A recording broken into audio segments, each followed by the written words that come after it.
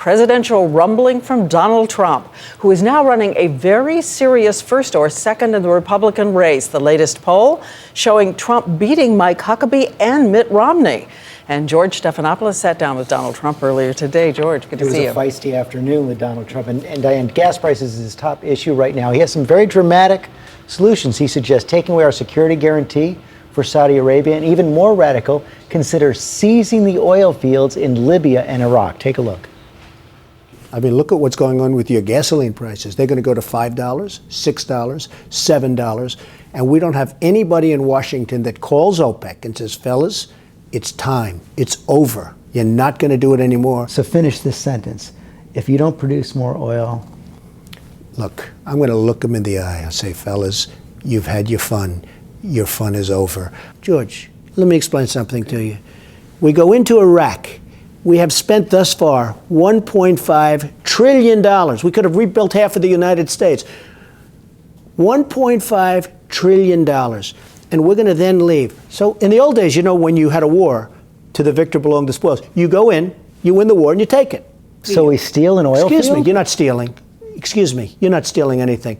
We're reimbursing ourselves for at least, at a minimum, and I say more, we're taking back $1.5 trillion to reimburse ourselves.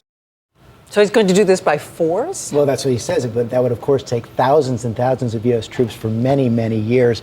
It's very likely that proposal comes under a lot of fire, but he says he gets tremendous applause on the stump when he uses it. I know you talked to him about a lot of things, but I want to ask you about another seismic story out there tonight, and it's about the good name of the United States on credit, because today, for the first time in history, Standard & Poor's slapped the American economy with an unprecedented warning label, changing their view of our prospects from stable to negative. What does this mean, George? Well, it was taken as a warning shot in the stock market. You saw it drop about 140 points today. Now, Standard & Poor's also said that the United States economy has exceptional strength.